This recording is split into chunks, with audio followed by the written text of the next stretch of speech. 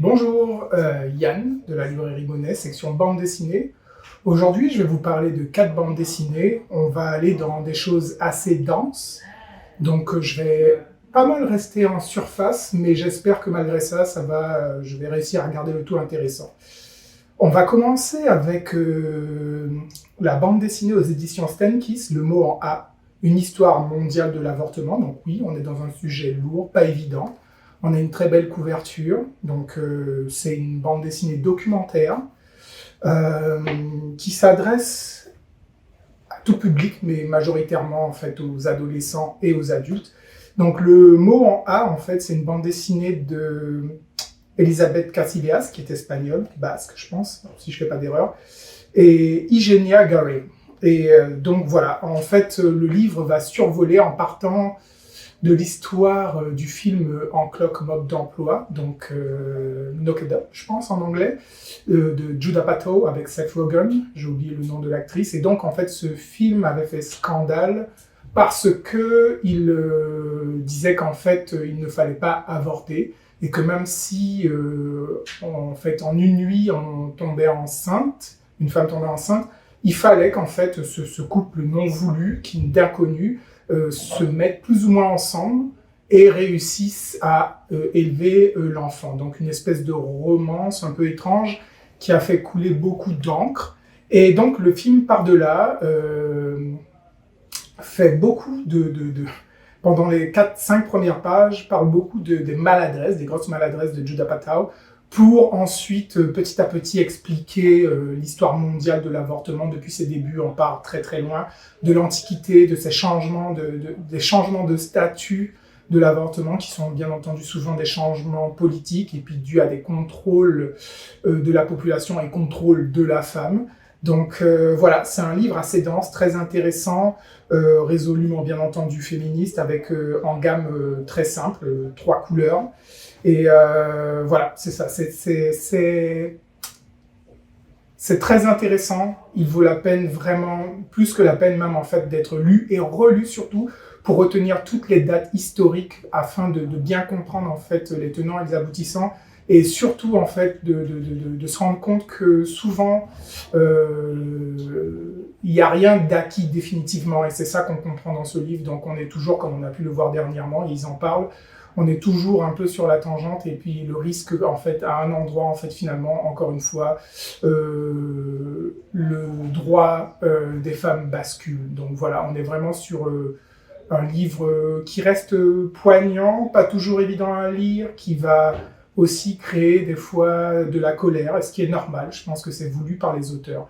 Donc le mot en A, une histoire mondiale de l'avortement aux éditions Stenkiss, que je recommande, donc une bande dessinée documentaire assez intense, condensée. Ensuite, on va partir sur la collection BD Psy, Comprendre et aller mieux. Donc en fait, c'est une belle collection des éditions Les Arènes, donc Les Arènes, toujours des beaux livres, enfin très souvent en tout cas. Donc BD Psy, que je ne connaissais pas, c'est vraiment très intéressant. Je commence par, donc dans la tête des HPI, donc haut potentiel intellectuel, ce que nous dit la science. Donc voilà, ce qui est intéressant aussi avec cette collection, c'est que c'est une collection qui se base vraiment sur les plus récentes découvertes de la science, et qui fonctionne vraiment de façon scientifique, c'est-à-dire les choses sont testées à plusieurs reprises et c'est prouvé dans le livre. Donc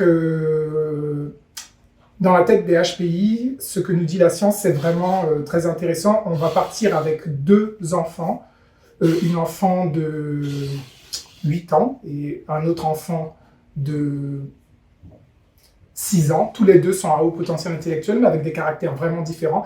Et à partir de là, l'histoire va continuer et développer autour de qu'est-ce qui fait un haut potentiel. Donc, encore une fois, c'est très riche en détails, on a beaucoup de détails, beaucoup de références avec des scientifiques, des psychologues. C'est vraiment un livre très intéressant pour les enseignants, pour les parents, afin de comprendre comment éduquer en fait son enfant s'il a haut potentiel, et pas seulement en fait.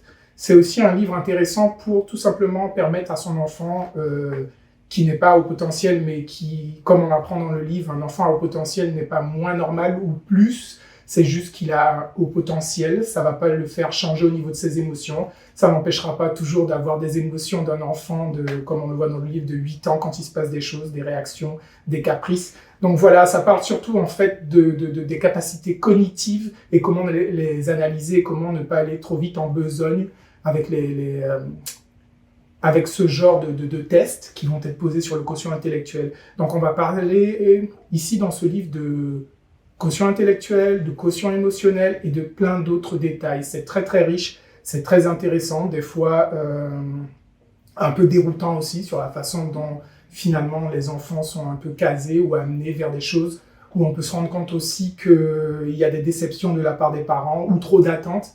Donc ça permet en fait de finalement décompresser un peu tout le monde et de mieux comprendre ce que c'est le haut potentiel et de pas en faire, de pas trop en faire tout simplement. C'est-à-dire c'est un beau livre pour commencer l'approche du processus. Donc voilà, on est donc encore une fois sur un livre tout public, mais que je conseille même à partir de 16 ans, si certains sont intéressés, et puis pour les fins d'adolescence, jeunes adultes, et ainsi de suite. Donc dans la tête des HPI, voilà, donc des arènes. Après, on va avoir toujours dans la même collection les arènes,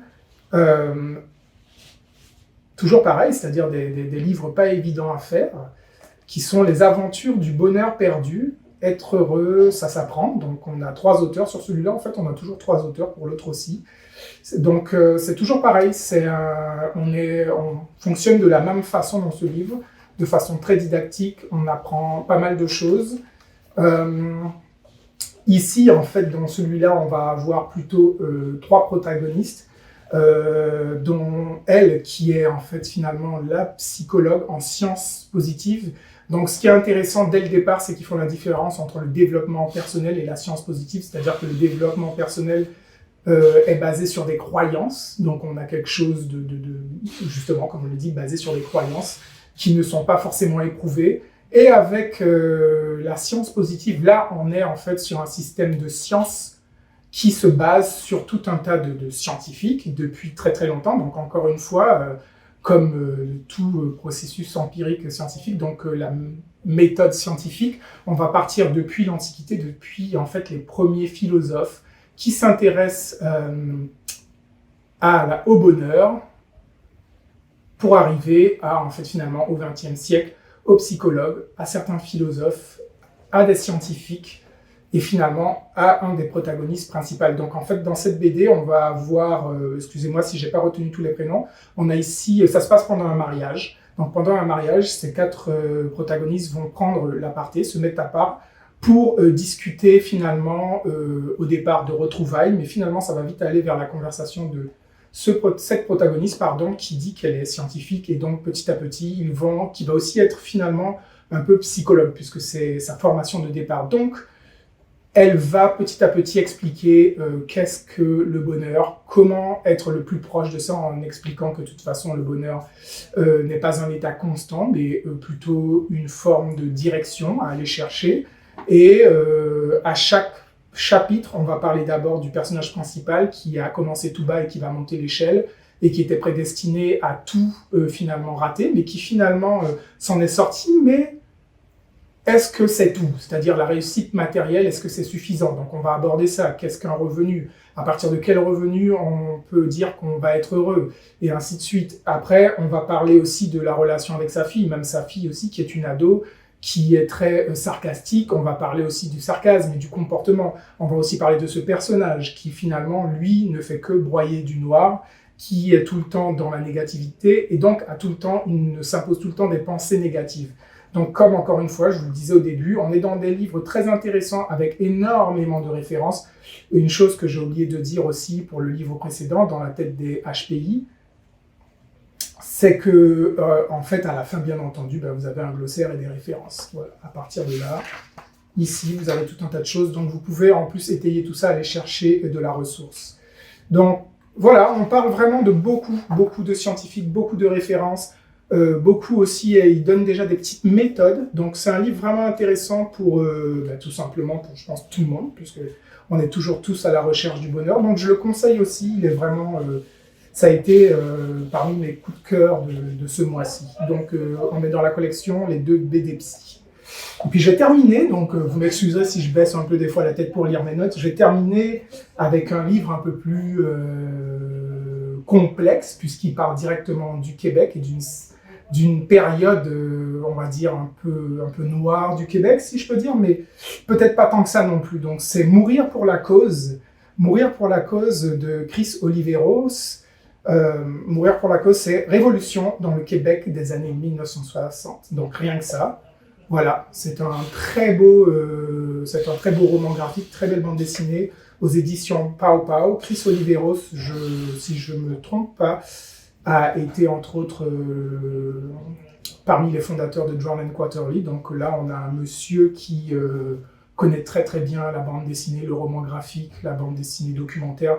Et on le voit d'ailleurs dans la narration de cette bande dessinée, c'est très riche. Mais en fait, elle se lit comme un documentaire. Donc on a une narration qui en même temps pourrait être complexe mais très fluide.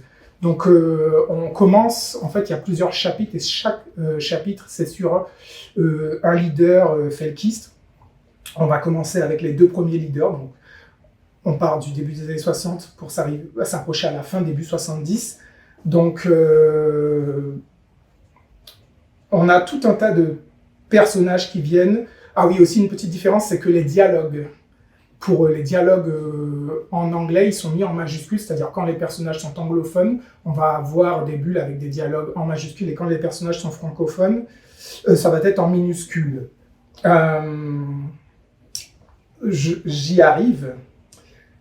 Donc oui, effectivement, dans cette bande dessinée donc, qui est très riche et puis très intéressante, qui se lit comme un documentaire, on va faire des allers-retours temporels avec des témoignages. Un des personnages principaux et le fil conducteur, c'est Jean Drapeau. Et puis après, on va avoir aussi d'autres témoignages comme la femme d'un des leaders felkistes. On va aussi avoir dans les témoignages des points de vue vraiment différents, c'est-à-dire on va avoir des points de vue qui sont basés sur les croyances de chaque personne, donc ça prend pas parti à aucun moment. On a des témoignages qui sont assez bruts et puis qui sont juste des témoignages, on va dire, autant que peut se faire honnêtes de chaque personne. Donc aussi, ce qu'on apprend aussi, par exemple, c'est que pour la première cellule felkiste, c'était une cellule qui était très inspirée de Fidel Castro. Donc ça, c'est des petites choses que en tout cas, peut-être beaucoup de Québécois savent, mais d'autres personnes plus fraîchement arrivées au Québec pourront apprendre. Dans tous les cas, je pense que Québécois ou nouvel arrivant ou ancien arrivant, on en apprend énormément. C'est le numéro 1, puisque le numéro 2 va partir donc sur une période plus sombre. Mais on apprend aussi en fait que dans ce livre, avant même le décès du ministre, il y avait déjà eu plusieurs morts en fait. Parce que, bien entendu, les personnes qui ont lancé ce mouvement au départ, c'était des personnes qui soit s'inspiraient d'autres militants révolutionnaires, mais il y a eu des maladresses et il y a eu des moments assez absurdes, mais des moments absurdes qui ont mené à la mort de certaines personnes. On parle par exemple à un moment donné du cambriolage d'une armurerie et puis qu'un policier finalement voit en arrivant sur les lieux, quand ils sont contactés pour le cambriolage, voit quelqu'un sortir de l'armurerie avec une arme à feu. Le policier va ouvrir le feu. En fait, il s'avère que cette personne était une personne qui travaillait à l'armurerie et qui était partie à la poursuite des assaillants qui avaient volé, donc des activistes qui avaient volé des armes. Donc on a beaucoup de choses comme ça, c'est bien mené. C'est pas... à aucun moment, il y a un humour décalé ou quoi que ce soit. On est surtout confronté à des moments où les choses ne se déroulent jamais comme prévu. C'est toujours l'inattendu. Donc oui, c'est ça, comme je vous disais, donc on a vraiment donc 4 à 6 morts, déjà avant même le ministre. Et voilà, c'est pas mal ça. Je ne pense pas que je vais prendre le risque d'en dire plus parce que ça vaut la peine d'être lu. Par contre, je le suggère vraiment fortement. C'est un livre très important. Comme on dit, je ne veux pas plus divulgacher, et puis comme c'est quand même un sujet sensible, donc je m'en tiens vraiment à ce que j'ai lu, puis moi comprendre, je suggère à chaque lecteur de prendre le temps de le lire et puis de se l'approprier, de s'approprier ce moment de l'histoire pour le comprendre de la bonne façon. Voilà. Donc, Mourir pour la cause, révolution dans le Québec des années 60, c'est excellent, c'est riche, dense, compliqué, et c'est un très beau livre. Voilà. Je vous remercie, c'est tout pour ce mois-ci, puis je vous dis à très bientôt. Voilà, bonne journée, au revoir, ou bonne soirée où vous soyez.